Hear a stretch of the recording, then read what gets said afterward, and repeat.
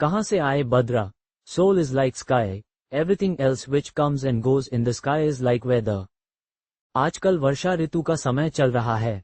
अभी अभी आकाश कोरा खाली था और अभी अभी आकाश में चहुं और बादल उमड़ घुमड़ रहे हैं। तो विचार चला कि आज चलिए इस वर्षा ऋतु के आकाश में छाए बादलों के परिदृश्य के विषय पर ही क्यों न कुछ आध्यात्म और मनोविज्ञान के ज्ञान की बात समझ भी ली जाए और समझा भी दी जाए। आत्मा के आकाश में विचारों के बादल, चेतना के आकाश में विचारों के बादल कहाँ से और कैसे आते हैं? जिस प्रकार आकाश में बादल उमड़ घुमड़ कर घूमते रहते हैं, जैसे ही बादल छट जाते हैं तो आकाश कोरा का कोरा स्वच्छ और विशाल का विशाल ही बना रहता है। ठीक वैसे ही आत्म चेतना के आसपास जो मन के क्षेत्र का आकाश है उसमें भी अनेक विचारों और भावनाओं रूपी बादल आते जाते रहते हैं। विचारों के बादल पैदा होते रहते हैं और विलीन होते रहते हैं। इन विचारों के प्रकार और आकार अनगिनत हो सकते हैं। इन बादलों को ही अपना होना मान लेने से आत्म चेतना इन विचारों के बादलों से आच्छादित हो जाती है। इसे ही मन और प्रकृति के साथ आत्मा के सम्मोहन की स्थिति कहते हैं। ये विचार ही तो हैं जो आत्मा के आकाश में बादलों की तरह आते और जाते रहते हैं। इन अनावश्यक विचारों को ही हम व्यर्थ कहते हैं। व्यर्थ की स्थिति से ही भ्रम भी पैदा होते हैं।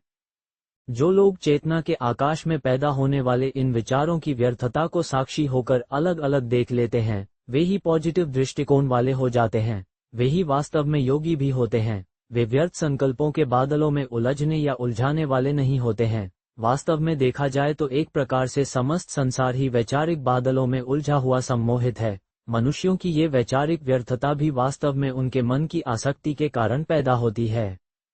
मन ऐसी योग्यता का नाम है जिससे संकल्प पैदा होते हैं। ये योग्यता सभी मनुष्य जीवात्माओं में विकसित हुई योग्यता है। यूं कहें कि विचार पैदा करने की कुदरती मशीन सभी आत्माओं के पास है।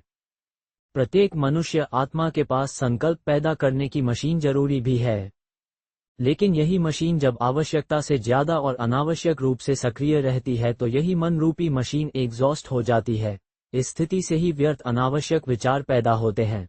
अन्यथा आत्मा की स्वाभाविक स्थिति में मन उपयोगी होता है, अर्थात संतुलित और समर्थ वैचारिक अवस्था तो आत्मा के लिए उपयोगी होती है। मनुष्य अज्ञानतावश मन का असंतुलित, व्यर्थ अनावश्यक परिप्रेक्ष्यों में उपयोग करने लगते हैं। असंतुलित और अत्यधिक सक्रिय मन के धरातल पर व्यर्थ और अनावश्यक विचारों के बादल पैदा होने शुरू हो जाते हैं। मन और शरीर की शक्ति की क्षमता को अद्भुत रूप से अधिक बढ़ाया जा सकता है, वो एक असामान्य स्थिति होती है। पर सामान्यतः मन और शरीर की शक्ति की भी अपनी क्षमता होती है। यदि उनकी सामान्य क्षमता से ज्यादा उनका उपयोग किया जाए तो वे एग्जॉस्ट हो जाती है, अर्थात वह निर्बल हो थक जाती हैं। उस स्थिति को एक्सर्शन कहते हैं। एक्सर्शन की स्थिति में हार्मोनल रसायनों में असंतुलन पैदा हो जाता है, जिससे शरीर और मन में तनाव उत्पन्न होता है। मन और शरीर की तनावपूर्ण स्थिति से व्यर्थ और अनावश्यक विचार ही पैदा होते हैं। इसकी केमिस्ट्री क्या है, इसके कुछ एक कारणों को हमें जरूर समझना चाहिए। ये हमारे विचारों और स्वभाव प्रकृति पर निर्भर करता है।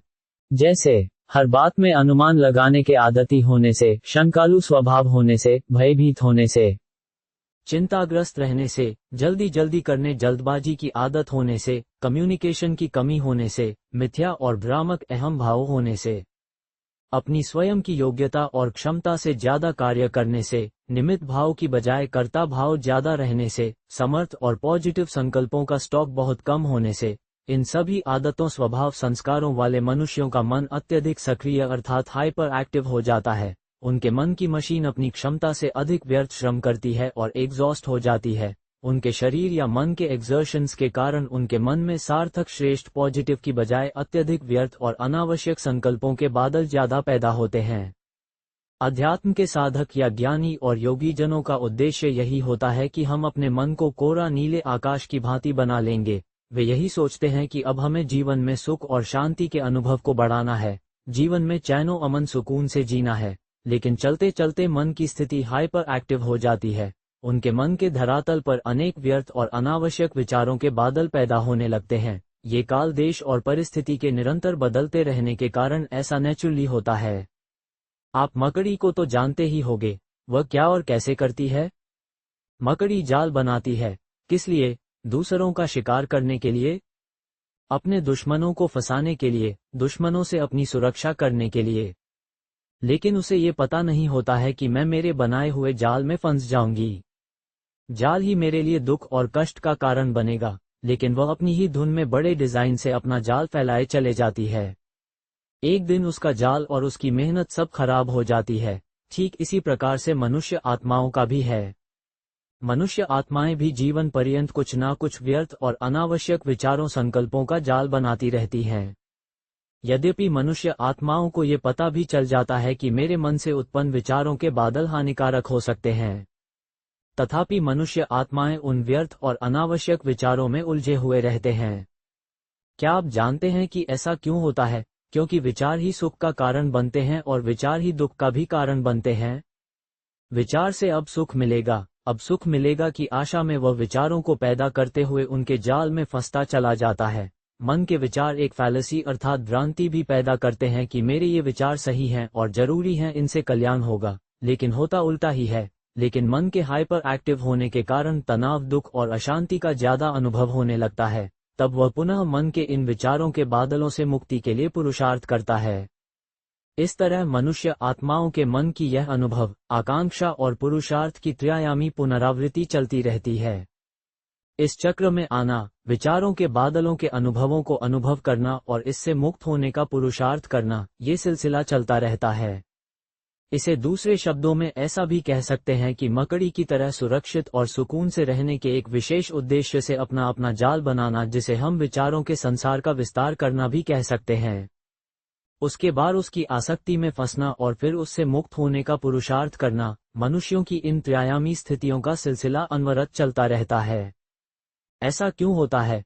क्या फिर वही चक्कर से मुक्त नहीं हुआ जा सकता है? इस चक्रवत पुनरावृत्ति से पूरी तरह सदा के लिए छूटने का कोई उपाय ही नहीं है। ये हास्यास्पद है, पर यही हम सबकी नियति है, यही हम सबका अपना अपना ड्रामा है। इसका अर्थ ये हुआ कि आत्मा के अंतर आकाश में समर्थ, श्रेष्ठ, व्यर्थ और अनावश्यक विचारों के बादलों के आने और जाने के अनवरत सिलसिले की नियति के पुनरावर्तन से मुक्त नहीं हुआ जा सकता है। यह अलग नाम रूप देश काल में जारी रहता है।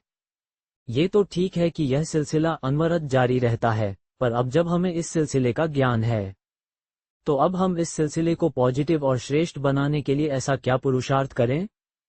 जब एक बार विचारों को उत्पन्न करने वाली कुदरती मशीन एग्जॉस्टेड हो जाती है तो इसे रिजुविनेट करने में लंबे समय की बहुत कड़ी मेहनत लगती है। हालांकि जब तक आत्मा की कर्मातीत स्थिति को प्राप्त नहीं कर लेती है तब तक आत्मा के आकाश में कमोवेश विचारों के बादलों का आना और जाना जारी रहता है।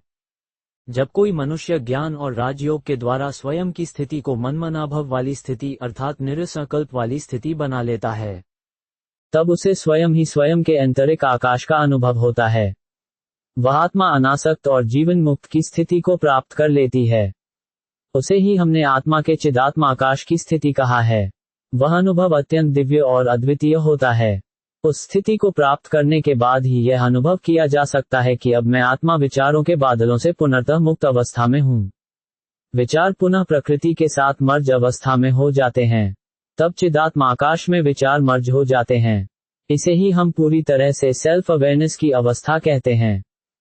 इस प्रकृति के खेल को समझाने के लिए ही परमात्मा ने अपने महावाक्यों में इसे ही कुछ इस तरह कहा हुआ है, हमें ड्रामा नाच नचाता है।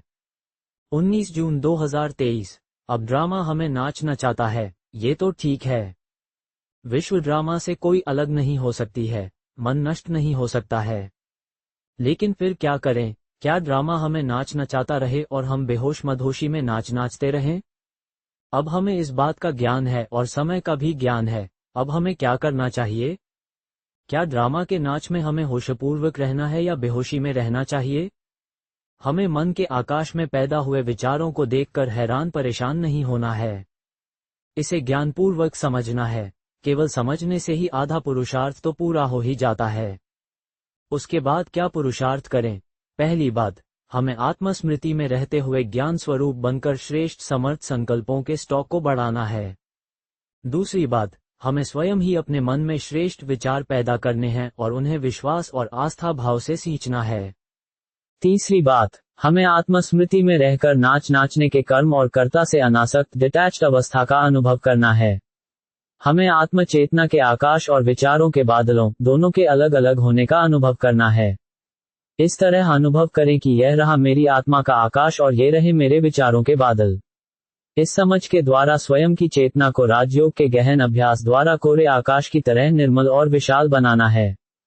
इस मौसम में आकाश में छाए हुए बादलों से हमें यही ज्ञान मिलता है। Thank you.